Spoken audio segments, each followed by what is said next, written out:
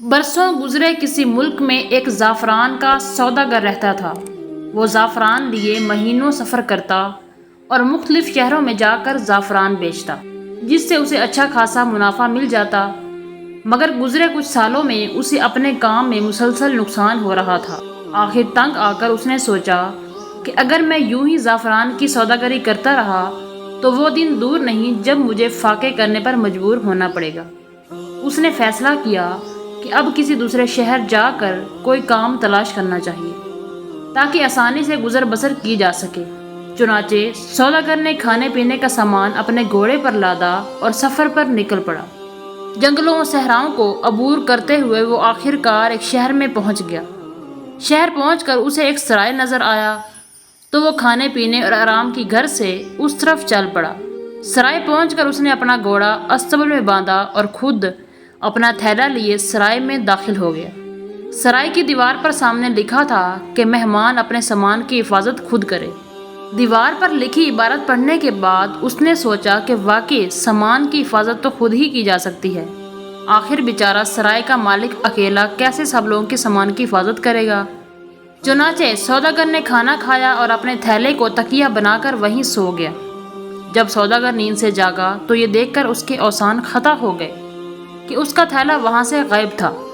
سوداگر پریشانی کے عالم میں ادھر ادھر بھاگا۔ اس نے سرائے میں موجود ہر شخص کی تلاشی لی مگر اسے اپنا تھیلا نہ مل سکا۔ سوداگر کو اپنی سستی پر رہ رہ کر غصہ آ رہا تھا۔ اسی تھیلے میں تو اس کی کل دولت اور سفر کا سارا سامان تھا۔ جب تھیلا ملنے کی امید دم توڑ گئی تو سوداگر نے سوچا کہ اب تو میرے پاس اپنے شہر واپس جانے کے لیے بھی پیسے نہیں ہیں۔ چنانچہ اس نے فیصلہ کیا کہ وہ اسی شہر میں رہ کر کام کرے گا۔ سوداگر سرائے سے باہر نکلا اور استبل سے اپنا گھوڑا کھولا۔ اچانک اسے ایک ترکیب سوجی کہ کیوں نہ فی الحال اپنے گھوڑے کو ہی اپنی روزی کے لیے استعمال کروں۔ اس نے سوچا کہ وہ گھوڑے کو لوگوں کی سواری کے لیے استعمال کرے گا اور لوگوں کو ان کی منزل تک پہنچائے گا۔ اب اس کا روزانہ کا معمول بن گیا تھا۔ وہ چوراہے پر کھڑا ہو جاتا اور لوگوں کو اپنے گھوڑے پر بٹھا کر ان کی منزل تک پہنچاتا۔ اس کام سے جو اسے پیسے ملتے اسی سے اپنی گزر بسر کرنے لگا۔ وہ صبح چوراہے پر جاتا اور شام کو سرائے میں قیام کرتا۔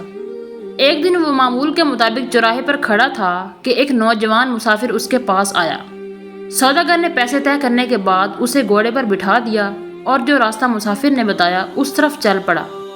چلتے چلتے وہ ایک دوراہے پر پہنچ گئے جہاں سے ایک راستہ دائیں طرف جاتا تھا اور دوسرا راستہ بائیں طرف جاتا تھا۔ سوداگر نے گھوڑا دائیں جانب موڑا تو نوجوان مسافر بولا، بھائی گھوڑے والے، بائیں جانب والے راستے سے چلو۔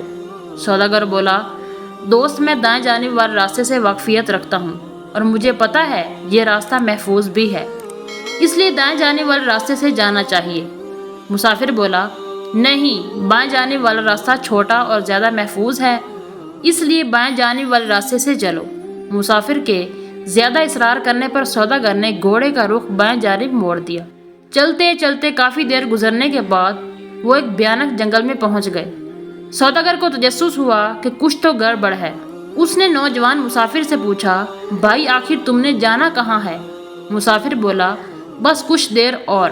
چاروں ناچار سوداگر چلتا رہا۔ اچانک چلتے چلتے وہ جنگل کے ایک ایسے حصے میں پہنچ گئے جہاں جگہ جگہ انسانی لاشیں بکھری پڑی تھیں۔ یہ دیکھ کر بیچارے سوداگر کے اوزان خطا ہو گئے۔ اس نے مسافر سے کہا، بھائی بس بہت ہو گیا، اب میں مزید آگے نہیں جاؤں گا۔ مسافر غصے سے بولا، آرام سے چلتے رہو، نہیں تو جان سے جاؤ گے۔ سوداگر وہیں رک کر بولا، ہرگز نہیں، میرے گھوڑے سے نیچے اترو اور مجھے یہاں سے جانے دو۔ یہ سن کر مسافر گھوڑے سے اترا اور پیٹ سے خنجر نکال کر سوداگر کو دبوچنے کے لیے بھاگا۔ سوداگر جو پہلے ہی گھبرایا ہوا تھا گڑ گڑا کر مسافر سے اپنی زندگی کی بھیک مانگنے لگا۔ سوداگر بولا، تم میرا گھوڑا لے لو، میرے پاس جتنے پیسے ہیں وہ بھی لے لو، مگر خدا کے لیے مجھے قتل نہ کرو۔ مگر دوسری طرف مسافر نہایت سنگ دلی سے بولا کہ آج تم میرے ہاتھوں یقیناً مرو گے اور تمہیں بچانے والا کوئی نہیں ہے۔ مسافر کی یہ باتیں اور آنکھوں میں اترا ہوا خون دیکھ کر سوداگر سمجھ گیا کہ آج شاید اس کی زندگی کا آخری دن آن پہنچا ہے۔ سوداگر نے روتے ہوئے مسافر سے التجا کی کہ مجھے نہیں پتا کہ تمہارا دین کون سا ہے، مگر میں ایک مسلمان ہوں۔ اگر تم میرے ہم دین ہو تو میں مرنے سے پہلے تم سے التجا کرتا ہوں کہ مجھے 2 رکعت نماز پڑھنے دو، اس کے بعد تم مجھے خوشی سے موت کے حوالے کر دینا۔ یہ سن کر مسافر غصے سے ایک طرف کھڑا ہو گیا اور بولا، جلدی جلدی نماز پڑھو، میرے پاس تمہارے لیے ضائع کرنے کے لیے وقت نہیں ہے۔ سوداگر کانپتے جسم کے ساتھ نماز کے لیے کھڑا ہو گیا۔ آنکھوں میں زندگی کے ختم ہونے کی وجہ سے آنسو اور موت کا خوف لیے جب اس نے نماز پڑھنا شروع کی تو خوف کا غلبہ اس قدر زیادہ ہوا کہ نماز پڑھنا ہی بھول گیا۔ بیچارے کے دماغ میں قرآن کی کچھ آیات آتی تو زبان اسے ادا کرنے سے قاصر ہو جاتی۔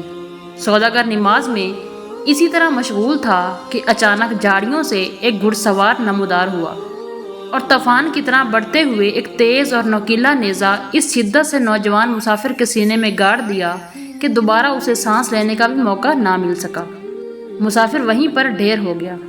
اس کے بعد جتنی تیزی سے وہ گھڑ سوار جھاڑیوں سے نمودار ہوا تھا اسی تیزی سے وہ ان جھاڑیوں میں غائب ہو گیا۔ سوداگر یہ منظر دیکھ کر ایک لمحے کے لیے بت بنا کھڑا رہا، پھر تیزی سے اپنے گھوڑے پر جست لگائی اور گھوڑے کو پوری رفتار سے دوڑاتے ہوئے شہر پہنچ کر ہی دم لیا۔ اس کے بعد سوداگر نے توبہ کر لی کہ آئندہ گھوڑے کو دوسروں کی سواری کے لیے استعمال نہیں کرے گا۔ وہ شہر میں مختلف لوگوں اور تاجروں کے پاس گیا اور ان سے کام کی درخواست کی کہ غریب کو کوئی مزدوری لائق کام مل جائے، مگر کسی نے اس کی باتوں پر کان نہ دھرے۔ جیب میں پیسے ختم ہو چکے تھے اور بھوک بھی ستا رہی تھی۔ سرائے میں کھانے کا سوال ہی نہیں پیدا ہوتا تھا کیونکہ کھانے کے پیسے تو تھے ہی نہیں۔ سرائے کے قریب ہی ایک مسجد بھی تھی۔ اندھیرا چھانے لگا تھا۔ اس نے سوچا کہ آج رات مسجد میں ہی بسر کرنی چاہیے، کل کی کل دیکھی جائے گی۔ چنانچہ وہ مسجد میں داخل ہوا اور ایک طرف لیٹ گیا۔ رات کافی گزر چکی تھی، اس لیے مسجد میں اس کے علاوہ کوئی بھی نہیں تھا۔ ابھی اسے لیٹے ہوئے کچھ ہی دیر ہوئی ہوگی کہ اچانک اسے کوئی سرسراہٹ محسوس ہوئی۔ جب اس نے غور کیا تو اسے پتہ چلا جو روزانہ چوراہے پر کھڑا ہو کر بھیک مانگتا ہے، اندھا فقیر بڑی آہستگی سے چلتا ہوا ایک طرف آیا۔ اس نے اپنی چھڑی سے آگے پیچھے ٹٹولنا شروع کیا۔ جب اسے یقین ہو گیا کہ وہ مسجد میں اکیلا ہے تو اس نے مسجد کے آنگن سے ایک اینٹ نکالی۔ نیچے ایک چھوٹا سا گڑھا تھا۔ اندھے فقیر نے اپنا ہاتھ اس گڑھے میں ڈالا اور اس میں سے ایک تھیلی نکالی۔ وہ تھیلی سکوں سے بھری ہوئی تھی۔ اندھے فقیر نے اپنی جیب سے مزید سکے نکالے اور چپکے سے اس تھیلی میں ڈال دیے۔ اس کے بعد تھیلی اس گڑھے میں رکھ کر اوپر اینٹ رکھ دی اور اس کے بعد اسے برابر کر دیا۔ اندھے فقیر نے اپنی چھڑی سے ارد گرد کا بغور جائزہ لیا کہ کہیں کسی کی نظریں اسے دیکھ تو نہیں رہیں۔ جب اسے یقین ہو گیا کہ اب یہاں کوئی نہیں ہے تو جس طرح وہ چپکے سے آیا تھا اسی طرح وہاں سے واپس چلا گیا۔ فقیر کے جانے کے بعد سوداگر اپنی جگہ سے اٹھا اور اینٹ اٹھا کر تھیلی نکالی تو اس کی حیرت کی انتہا نہ رہی۔ فقیر کی اس تھیلی میں اچھی خاصی دولت موجود تھی۔ سوداگر نے سوچا کہ فقیر کی اس دولت میں سے اسے کچھ لے لینی چاہیے۔ آخر فقیر بیچارہ اندھا ہے، شاید اسے پتہ بھی نہ چلے۔ مگر دوسری طرف اسے ضمیر ملامت کرنے لگا کہ یہ بات درست نہیں ہے، مجھے اس بیچارے فقیر کی کمائی ہوئی دولت پر کوئی اختیار نہیں ہے۔ پھر اس نے دوبارہ اپنے آپ کو مطمئن کرنے کے لیے سوچا کہ میں کون سا فقیر کی دولت ہتھیا رہا ہوں، میں تو اس میں سے کچھ سکے ادھار لوں گا اور ان سے کاروبار کروں گا، پھر جب میرا کاروبار چل نکلے گا تو میں فقیر کے سکے اسے واپس کر دوں گا۔ اور ویسے بھی قدرت نے مجھے فقیر کے اس راز سے آگاہ کیا ہے تاکہ میں اس مشکل سے نجات پا سکوں۔ چنانچہ سوداگر نے فقیر کی تھیلی میں سے 40 سکے نکال لیے اور وہاں سے چلا گیا۔ سوداگر نے ان 40 سکوں میں سے پہلے تو خوب جی بھر کر کھانا کھایا، پھر کاروبار کرنے کے لیے زعفران خریدنے چلا گیا۔ جب زعفران کی قیمت پوچھی تو پتہ چلا کہ اس حساب سے کاروبار کرنے کے لیے رقم کم ہے۔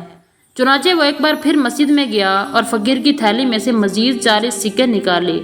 اب سوداگر ایک بار پھر زعفران کی سوداگری کرنے لگا۔ کاروبار کے دوران جب جب اسے موقع ملتا وہ فقیر کی تھیلی میں سے سکے نکال لیتا اور یوں اس کا کاروبار خوب چل نکلا۔ اب وہ شہر کے مشہور سوداگروں میں جانا جاتا تھا اور سب اس سے عزت اور احترام سے پیش آتے۔ شہر کے کوتوال سے لے کر قاضی تک سب لوگ اس کی عزت کرتے تھے۔ ایک دن سوداگر کو اندھے فقیر کا خیال آیا۔ سوداگر اب تک اندھے فقیر کے کل 200 سکے نکال چکا تھا۔ اس نے اپنی تھیلی میں 200 سکے لیے اور چوراہے کی طرف چل پڑا۔ چوراہے پر پہنچ کر اس نے سوچا کہ آخر میں اندھے فقیر سے کہوں گا کیا؟